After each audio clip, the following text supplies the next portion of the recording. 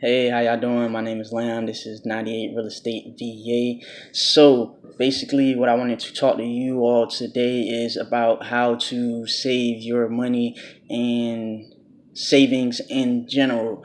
So, basically, how do you save your money? The answer is you don't spend it. Any money that you do not spend, you automatically save. So, I know people like a long, drawn out explanation of tips, tricks, secrets, gimmicks, and all of this other stuff on how to save money. Basically, the way you save your money is do not spend money. And I think a lot of people know that when you talk about personal finance and you discuss personal finance, 80% of that is personal, 20% is finance. So it's just basically getting your mind right and getting yourself in the right headspace to want to save money, to be able to save money. So that's the answer. How do you save money? You save money by not spending money. So if that's what you wanted to know, that's it. So I'm going to continue the video on the motivation and the why to save money. I'm going to expand upon the personal aspect and getting your mind right to be able to save money. A lot of people feel like when they save money that they're burning a hole in their pocket, or that they earned it and they just gotta spend it right now. And that's not true. So I'm gonna expand on that later. But first, we're gonna talk about why. Why do you save your money? If you're saving money right now, that's good, but you definitely need that why, because without that why, it's very easy to slip into patterns of spending again. So you definitely need that why. Why are you saving money? There's many reasons why you might want to save your money. You might want to save your money to buy a car, to buy a house, to buy a boat, to buy a four-wheeler, to afford the wedding that you always wanted, to go on vacation. You might want to leave money to your kids. You might want to leave money to your future kids. You might not have kids, just in anticipation. You might want to leave money to them. You might want to flex on social media. So whatever you want to do, you just need a why. So that way you can constantly be thinking about why are you doing this. Anytime you go and you spend money, you can look back and remember, like, no, I'm not going to spend my money. I'm saving my money for a reason. And I think that's just a big part of why people don't save money, why most Americans don't have $1,000 saved for an emergency, why most people are in debt. It's not the savings part. Everybody knows how to save money. You just have to be strong enough to realize why and use that to motivate you. So after you figured out why, you need a goal, because what is the expression? A goal without a plan is just a dream. You need a goal. You need a plan on how to execute it. So everybody has a number, and the way you get this number is you add up. Do some research. The dream car you want, the dream house you want, vacations per year, anything how much money you want to save a year, and you figure out how much all of that stuff will add up to a month, and that is your number. So my number is 7,000 take home pay, and that's going to be important once you get into rental properties and real estate. Everybody needs to know their numbers, so that way you can know what you're saving for. Because some people, you save and save and save, and then you don't even know why you're saving. You get ahead of yourself, and you don't even realize you would have been happy with the amount of money you already had anyway. So basically, it's like when you get to that point, you can kind of slow down. You can stop the grind. You can stop the hustle, and you can take care of yourself a little bit more, because you have that number that satisfies you. And of course, it's human nature to always want more. It's like you get a pay raise and you spend more, and we constantly up our standards of living. But just put it in your head now. I put it in my head 3 years ago that my number is 7,000, and that's where I'm going to be comfortable at. plus inflation for, whenever I get there. But yeah, 7,000, that's my number. And next, you want to speak on motivation. What motivates you to achieve your goals? What motivates you on these whys? What motivates you to save? So you want the why and you want the motivation. Like I said before, your motivation can be your kids. You might want to pass money down to your kids. You might want to send them to college. You never went to college, or you got student loans, but you want them to go to college debt free. So definitely do it for your kids. If you don't have kids, you can do what I do. I do it for my future kids in anticipation that one day I will have children. Um, and when you say put your kids a part of this, I'm saying as young as the age of 4, put your kids a part of this. Sit them at the table when you do your budget, when you do your savings, explaining them why you're saving, explain why it's important to save, explain to them that they don't want to be broken homeless one day, explain to them that emergencies happen, and they will appreciate that when they're my age, because that's basically what my parents did for me, amongst other things. But you definitely want to get your children involved, and that way you and your child can do it together. You and your family can do it together. So definitely think about that. That can be a huge motivation, especially when your young one is behind you, encouraging you to save too. Let's see what else we have up here. Do it for your parents and your siblings, your other family members.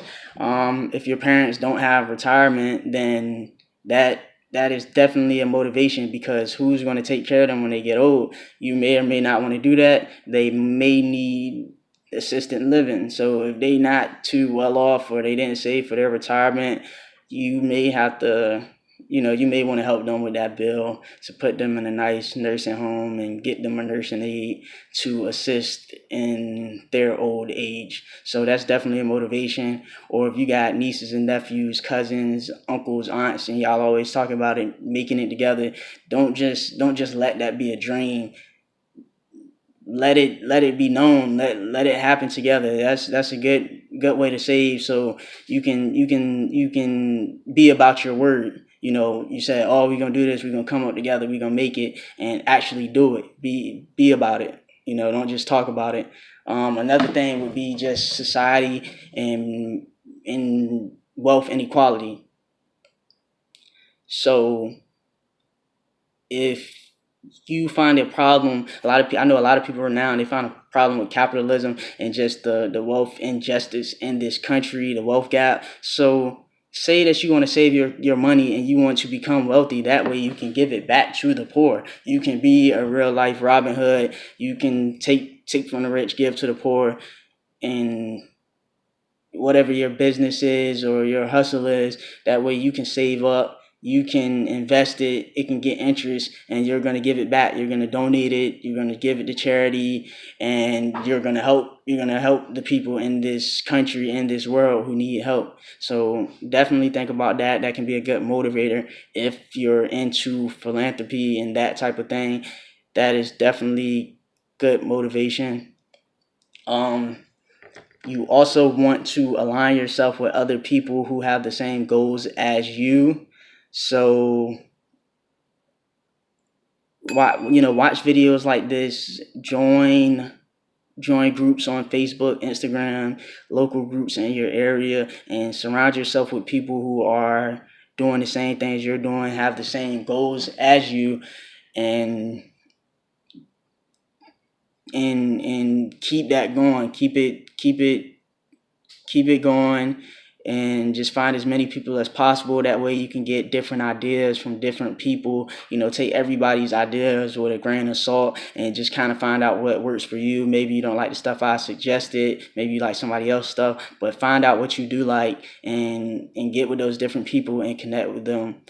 People who do not have your same goals that you have, get away from them. Avoid financial conversations with them. Do not take financial advice from broke people. That is a huge lesson that a lot of people have to learn. If your friends are broke, do not ask them financial advice. Definitely get financial advice from somebody who is in a better position than you. And I'm not saying avoid these people altogether, just avoid those financial talks. Talk about politics or talk about religion, something that, football, whatever, people can talk about hours for football, talk about something else to avoid those financial conversations. You do not want their energy of debt and negative net worths and bad finance habits. You do not want that to rub off on you. Another way is to consider the possibilities and just go back and think about your why, think about your future, think about it in the morning, think about it at night, think about it before you eat, after you eat, think about it when you look at your children. Just think about what you can achieve. Another way, watch motivational videos. A person I listen to all the time is Dave Ramsey. I strongly recommend that everybody listen to Dave Ramsey. Watch all of his videos, the people who call in, watch the debt-free screens, watch the Millionaire Hour, watch his rants, watch all of my videos. Hopefully I have motivated you and inspired you to reach your goals. So if you like this video, like and subscribe down below. Find people who are in the position that you want to be in and read their books, watch their videos, and get motivation from them. That is an excellent way to be motivated to save. And just remember, like, man, this is how they got here. They got here by saving, or they got here by doing this. They saved so they could invest. They saved so they could be free to move around, to do what they want, so they could quit their job, so they could pursue this. If you're a singer or a rapper or all of that stuff, you want to save. That way you're in a comfortable spot to move around and be free and do the stuff you want. The last thing I am going to say is know your history. That's a good motivator. And that kind of basically goes back to what I was saying about wealth inequality. Know your history of this country, know your history of this world, know where money comes from, know how it came to be in the world. That way you can almost get mad about, like, why am I poor? That's your history plays a part in that, and your family history too, just a little bit closer. If you've been in this country or wherever you are, if you've been in America for 6 generations and for the past 100 years, your family isn't worth anything, your parents aren't worth anything, it's almost a waste of time. It's like you put those hours in and you're like, oh, I deserve to spend it this way, or I deserve to spend it that way. You're giving your money away to other people. You might as well be enslaved. You're enslaved to other people. You work for them to get what they desire. You work for them. They have their income plus your income. You're spending it all. You're giving it to them. And you just have to look back at your family history and think about how your parents were living, how your grandparents were living. Maybe they fought in a war. Maybe they were homeless. Maybe they were poor.